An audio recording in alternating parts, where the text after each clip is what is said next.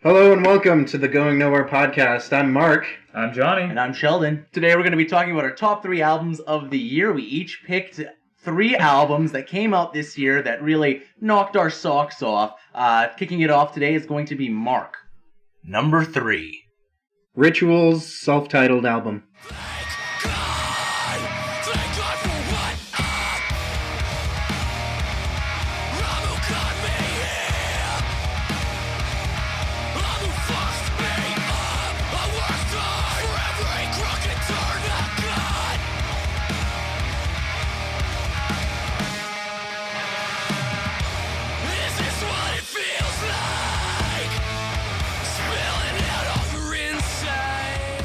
Rituals is Ontario-based, a new band from Matt Tobin from Dead and Divine, or from his old band Dead and Divine, which was one of my favorite bands. This album's, the reason why I love it and why it's my top 3, or top third, I guess, is that it's aggressive, it's gritty. I love Matt Tobin's lyrics, his growls are badass, and his singing voice is amazing. And it's also nice to hear a brutal metalcore album like this one as well. The last one I remember that was this brutal was Norma Jean's last one. Polaris by Tesseract.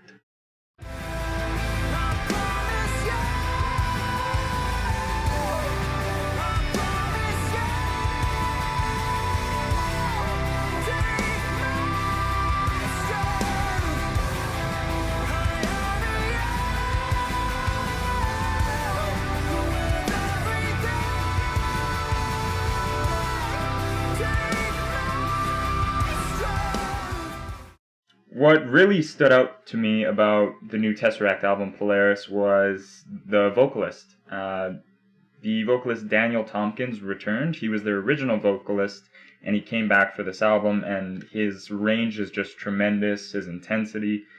You can really tell this album, there's a lot more mature writing, it's very technically proficient, and there's a higher production value overall. There's kind of a gent sound to Tesseract, which is kind of off-putting for some people. I personally hadn't listened to so much of it before, so it didn't really bother me so much, but it does get a little bit to be too much in certain parts, a little bit repetitive, but not so bad. Overall, the album's very relaxing, very melodic, and it was very cool to see it, the band live pretty much immediately after the album release. Trivium, Silence in the Snow.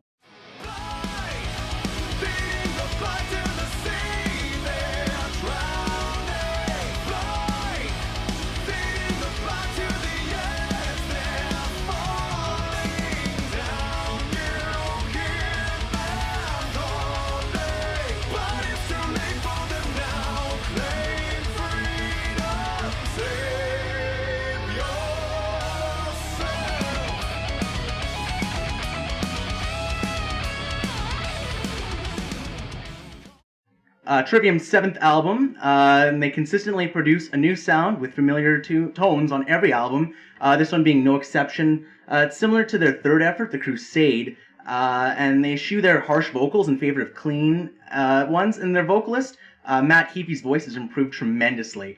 In addition to the new feel of the album, they throw in some callbacks to their previous efforts, such as Dead and Gone referring to Shogun, and The Thing That's Killing Me, reminiscent of Dying in Your Arms from Ascendancy, which is my personal favorite album from Trivium. Definitely a step up from their previous effort, which was produced by David Germain of Disturbed. This album should please both new and old fans of Trivium. So that was our 3rd most favorite albums each of the year. We're just going to do, I guess, a little discussion on it. I also happen to like Johnny's pick, Polaris from Tesseract. I think it's a good album.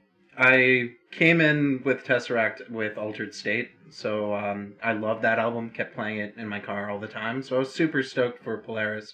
It's definitely going to be in my honorable mentions later, but Spoiler. Yeah, spoiler. Oh no, now you have to listen to the rest of the podcast to find him say that exact thing he just said.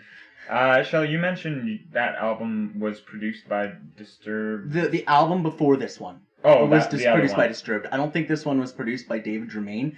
You can tell because it doesn't sound shitty. And that's pretty cool, though. I didn't realize they did any the production work.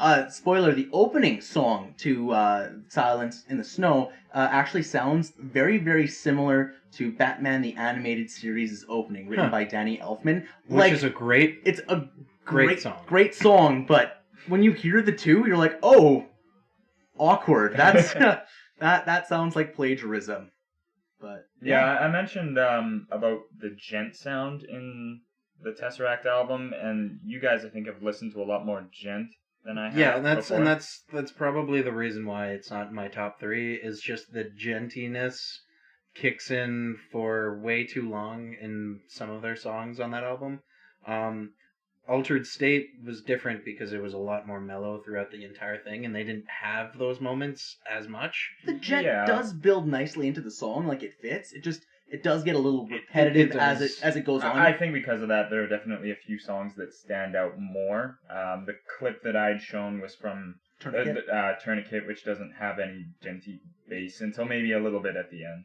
Especially because the djent they do on that album isn't very, like, flashy. It's pretty much just standardized bounce. 1-0 on guitar, Yeah. But yeah. No, but it is an amazing album. It certainly there's makes some songs that it makes blow for an my interesting mind. sound. Yeah, very, very good.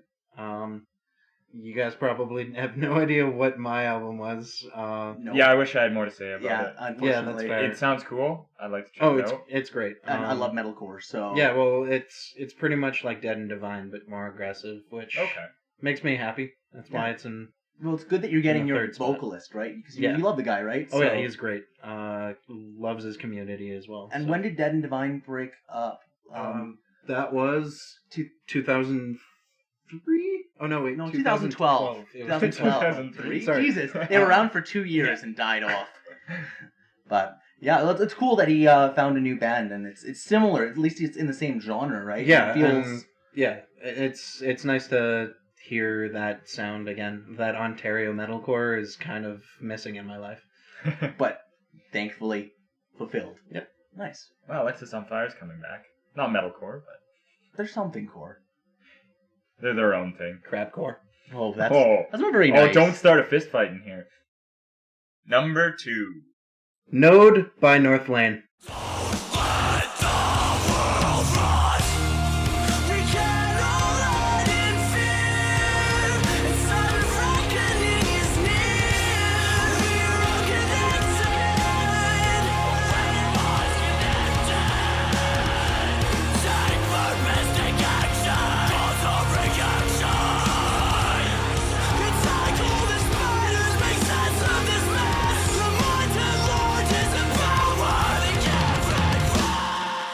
I've always loved the journey that Northlane has been going throughout their albums. You can hear them progress throughout every album to the sound that they've finally kind of come to on Node. Especially now that they have a new vocalist on this album compared to the other one who just screamed. They definitely really kind of fit on their own. The screaming is pretty decent on this album, but again, it's his singing that blows it out of the water. On Node, their sound is definitely bigger. The lyrics are all messages of hope, just like all their other albums have kind of had that theme. This album hits hard, and holy crap, is this album pretty catchy.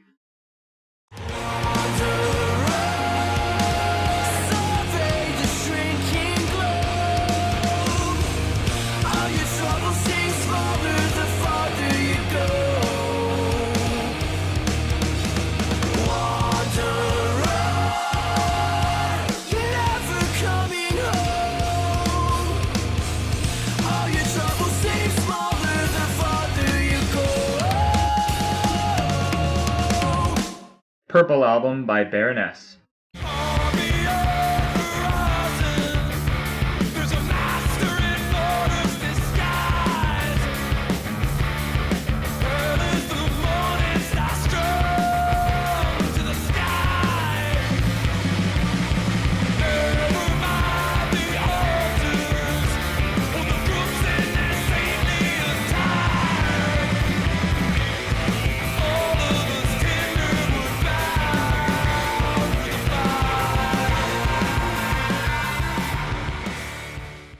Purple album only came out a couple weeks ago, but it has very quickly became one of my favorite albums of the year. You can definitely hear some classic guitar work and some obvious classical rock influences.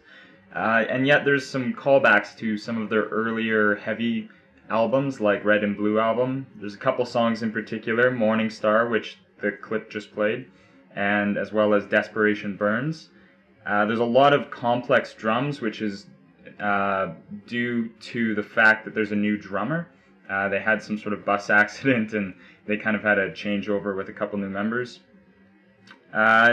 Sometimes people will call Baroness stoner metal, and I think it's just because of those slower, groovy parts. You can definitely hear that in a couple other tracks, Chlorine and Wine, and If I Have to Wake Up.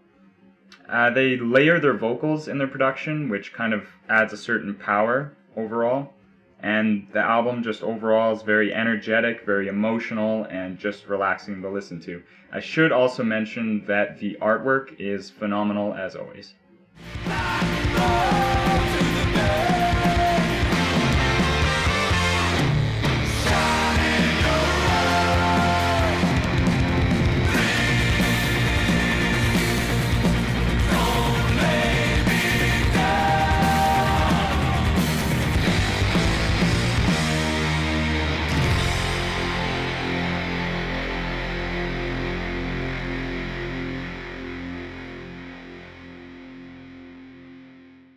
Lamb of God, Sturm und Drang. 6 bars laid across the sky. Pouring tears. To build the time.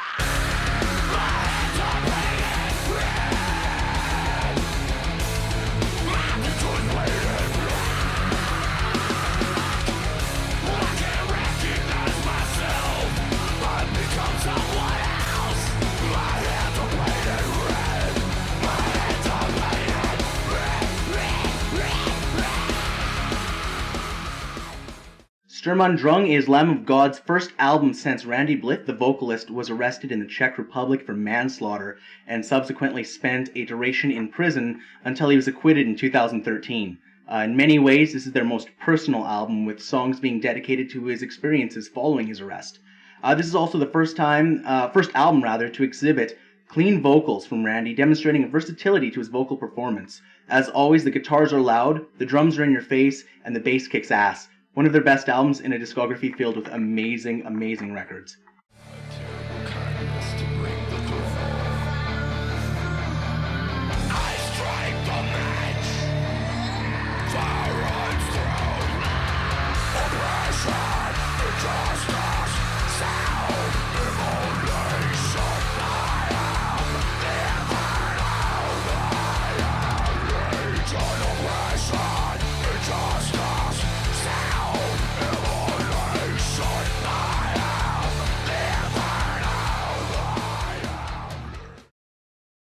So those were our number 2 choices for albums of the year. Anything you guys want to add? Good picks all around. I think so. I need to listen to more Northlane.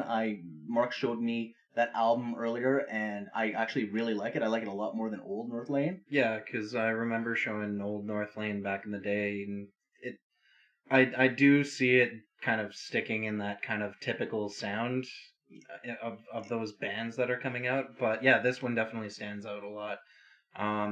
As for Baroness Purple, it took us a little while to do this episode because we've been holding out for that album to come out. We knew how much we would enjoy it. I've been ready for days, let me tell you. Fuck, these guys just waiting on them. I guess to be fair, they did release 3 singles ahead of time. Yeah, but I wanted to listen to the album as a in whole. its entirety. No, that's definitely What fair. if the other songs were just like Friday by Rebecca Black Oh, on repeat? No! Right. It's a nightmare. I mean, I have all the colored vinyls. The other albums From that Yeah, Baroness, red, blue, yellow, and green. Yeah. Right. And I'm just super glad I have this one as well. Yeah. It's very good, but it didn't make your top 3 because Johnny took it. Yeah, I think it's, that's fair. It's an honorable mention as well. I'm just Spoiler, gonna, Jesus. I'm throwing You're away just my giving- honorable mentions list. Yeah, you got plenty. You got honorable mentions This for days. This year has been good for albums for sure. Just to go back to North Lane for a sec, we did see them in concert, correct? Yeah. With August Burns Red. So they hadn't come out with Node yet, but you said the best song they played in that concert was Rot. Was it all? And that was off of this Rot album. was off this album, and it's one of the clips that I played as well. It's the first clip, if I'm not mistaken. It is, yeah. Yeah, great song. Yeah, the album must have just come out right before we saw them live. Were they touring for that? No. Or? It was right after we had seen them live. Oh, so they were kind of like previewing. Well, because they came out with Rot, I think like 7 months before the album actually dropped. So that was brand new. I do remember them saying they were playing a brand new song. And I was really worried that they weren't going to put Rot on because it had been such a long time in since between. they announced it.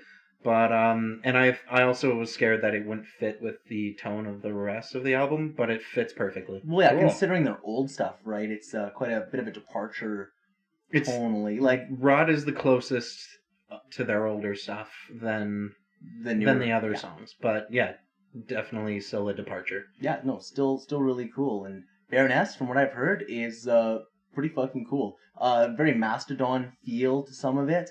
But them and Mastodon have always been compared in the past as sludge metal. But Baroness, you can tell, and Mastodon as well, they've both gone their separate ways. And how many people? So they had the car accident or whatever, right? It was a bus. Oh, bus accident. Yeah. Were they touring? They were touring and they drove off a cliff. Oh well, I would have fired that bus driver. Let me. The tell vocalist and guitarist are still around. Yeah. Yeah, and then they had to replace the drummer and then the bassist. No one died. Everyone was injured. Oh, okay. But no one had passed away. That's Luckily, good, everyone survived. Yeah. Do you know if the other guys are doing anything? Like, Not sure what happened and where they went on to, but Lamb of God, I wanted to ask. Some of their older stuff I found kind of hard to get into, but from what I've heard of this new album, Sturm und Drang, it sounds more accessible because of the cleaner vocals. There's only a couple songs that actually have clean vocals. Randy has just really, really perfected his vocal technique, I'd say. A lot more than he had. He was always good. Out of all like the metal vocalists that just do harsh vocals, he's the one I think I would recommend people to actually be able to understand. Oh yeah, absolutely. Okay. Everybody I know that isn't really into metal or screaming, they like Lamb of God. Lamb of God is also internationally renowned. Like, they've won so many awards for their music as well. That's true. All well deserved. They're a fantastic group. So I need to listen to more of them for sure. You do. Oh man. I own As the Palaces Burn. The last song on that's good. The rest is an album. That might be why it was hard for me to get into them. It's a bit of an older album.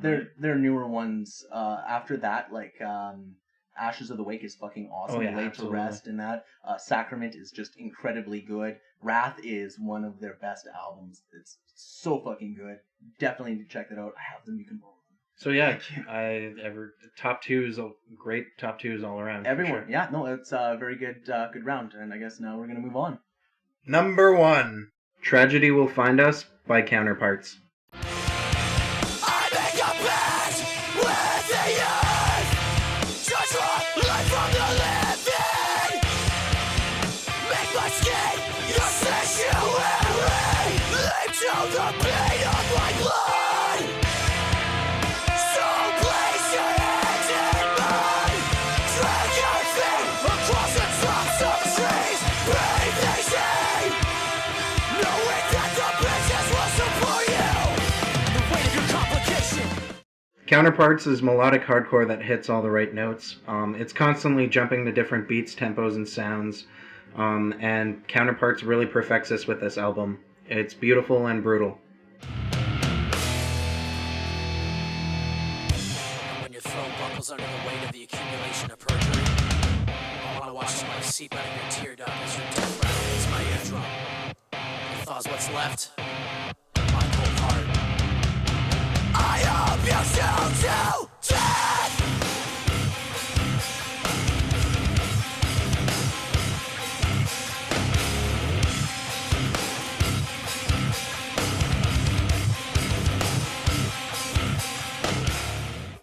The lyrics themselves are incredibly poetic and well written.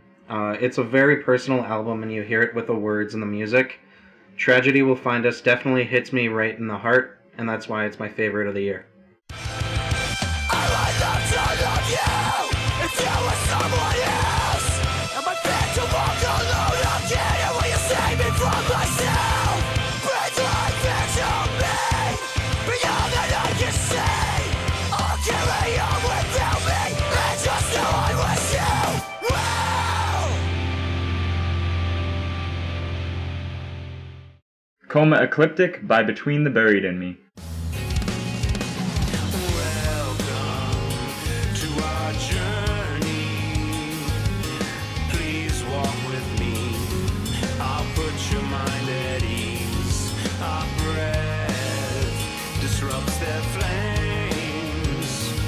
We walk through their walls. Life exists apart from this. What I really like about Between the Buried and Me's newest album is that they draw from a bunch of different diverse influences. There's a part where vocalist Tommy Rogers kind of channels his inner Freddie Mercury and uses Queen-style vocals. And there's another part in Memory Palace where they kind of go into this Pink Floyd sort of vibe. But there's definitely overall a better mix of clean vocals and screams compared to other albums, as evidenced in this next track, Famine Wolf. Move the flesh over this rotten bone. One more day. One more day.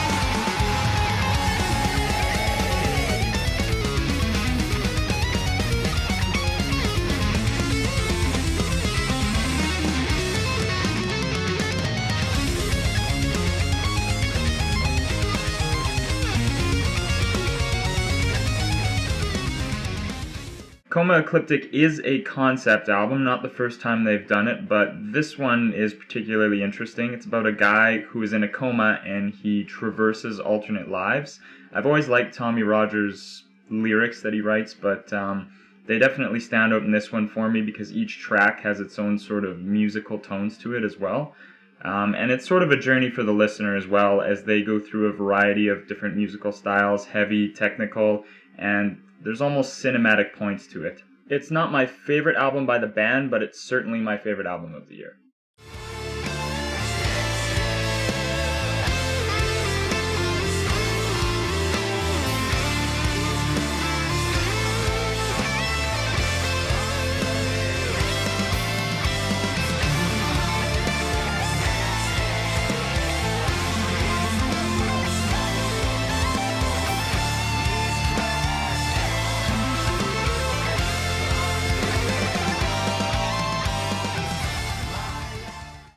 Swallow the Sun, Songs from the North. Swallow the Sun is a doom metal band hailing from Finland. Their sixth full-length release surprised many fans when they announced that it would not be a single CD nor even a double, but rather a triple album release. Having built up their name as one of the premier doom bands, it was unsurprising to see them absolutely hit the mark with their newest release, Songs from the North. Despite being such a force amidst the doom metal genre, Swallow the Sun has stated that their genre is in fact best described as gloom, beauty, and despair, and nowhere is that presented more clearly than Songs from the North. The first CD, Gloom, is reminiscent of their most recent work, providing a mix of clean and guttural harsh vocals amidst wailing and down-tuned guitars and heavy synth atmosphere.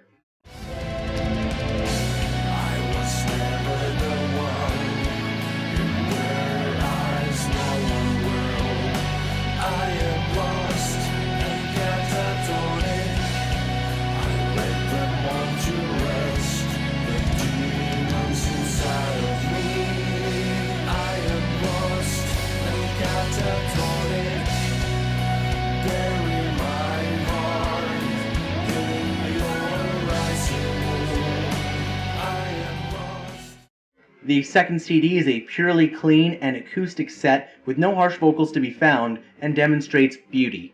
This heart of a cold white land in the dark of the endless nights and the light of summer that never dies in these songs from the north.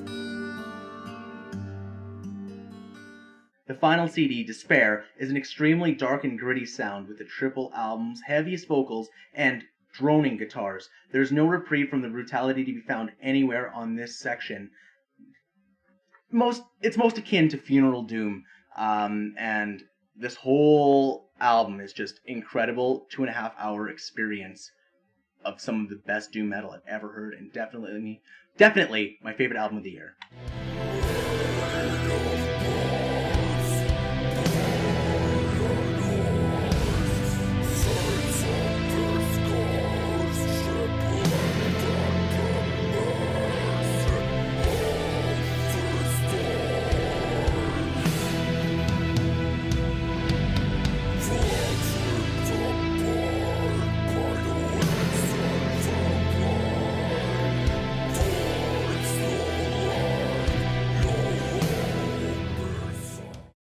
Alright, so let's move into honorable mentions before we start talking about our number one picks in more detail, I guess. My honorable mentions for this year were 21 Pilots' Blurry Face, Being as an Ocean's Self-Titled, and Frank Turner's Positive Songs for Negative People. Also Baroness's Purple and Tesseract's Polaris, thank you. Yeah, no worries. I only have a couple honorable mentions. August Burns Red, Found in Faraway Places. Yeah, it was good, just not as good as Constellations. Unfortunately, nothing's as good as Constellations from them. And then the other honorable mention I have is Long Live by Atreyu. What I liked about it was that Atreyu kind of went back to their roots. Yeah, and I had Found in Faraway Places as well. Had some issues with the album, but it was still a fun time. It's August Burns Red. And Dark Before Dawn by Breaking Benjamin. Really enjoyed that album. Still a fan because this shit's good. I never really got into Breaking Benjamin. Granted, I never really knew anybody who listened to it except for you. Same here. But I was already kind of too far into my other stuff to really get into it. It's something fun. It's easy to listen to, and it's like generic rock. It's fair. Good. It's good. It's easy. It's and you won't like the new album if you don't like the old stuff, because they put out the same fucking album again and again and again. But it's formula. I like the album, so fuck it. It's all written by Ben Burley. The rest of the members are superfluous. One could say the same thing about ABR's albums and how there's kind of a formula. Oh yeah. Oh, there's a strict and formula. Then what's different is their experimental, gimmicky. Yeah, and that's why it's not an honorable mention for me. Is just I think the gimmicks for that album just kind of threw me off so much that I think you never got around to listening to it more than once. Yeah, give it another listen. I do need to give it. You get past it. Like I said, Ghost was really good. Yeah, well, Jeremy McKinnon. Yeah, that was a great track. EDTR guest vocalist nailed it. Mm-hmm. So number one albums, guys. I also have Coma Eclectic. Loved it. That's another one I need to listen to more, but I've never listened to Swallow the Sun, but from the stuff you were showing me, especially the acoustic stuff, I really liked it. Yeah, I heard the acoustic disc in full so far, that you lent to me. I'm going to listen to the other two, but I really like the acoustic stuff. It's very easy listening. It's very cool that each disc has its own, completely different sound to it. The interesting thing for me was I was reading the reviews on the album when it came out, and the only complaint that any reviewer had for it was that it was 2.5 hours of music. Because that's not a complaint. But as a reviewer, when you think about it, you have to listen to it in a week. But beyond that, they're like, it's really good. It's not like the technical like you're gonna get in between the Buried in Me or any of the other guys, but it's still very, very solid music. I personally enjoy it. And I do really need to listen to more Between the Buried and Me, because I do really like them. Alaska was a great album. Colors is their best. Yeah. Great Mr. X, fantastic. And I sort of petered off, and I know that their stuff is good.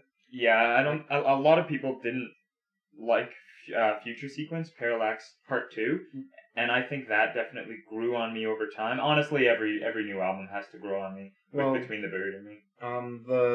The time where I took a break for Between the Buried and Me was The Great Misdirect and Future Parallax 1. But then I got back into it with Parallax 2, which kind of I felt it went a little bit more like Colors, lengthwise, and everything is like that. But I did go back and listen to those two albums before that one. Really liked it.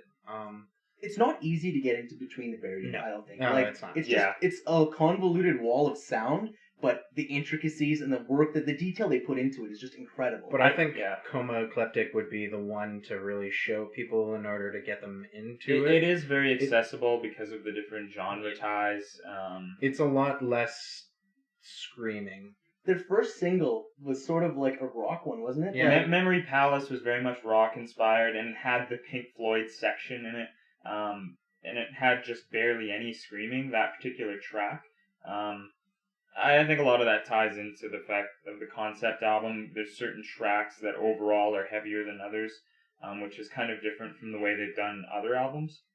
So it's very interesting. It's always a unique listen, and that's why I think I can listen to that band so many times. Each time there's something new I notice about a particular instrument.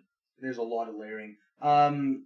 Is this concept related to their other concepts? Or is No, it- this one is this one's different. independent? Yeah, This they one has its definitely own story to it. they Well, the definitely other have their ones- own concepts that tie into old albums. That Was Parallax. Yeah. Oh, okay. And Parallax that is a Problem. long, convoluted mess of a storyline. I never like it's kind of hard to follow their stories. I don't know. I've always tried to read their lyrics and kind of understand where they're going with it, but I need some super fan to lay it out for me. on You the gotta internet. sit down and look it up because Tommy can't enunciate Uh, very well. Yeah, that's true. counter to Lamb of God, we have the least enunciating vocalist in the world.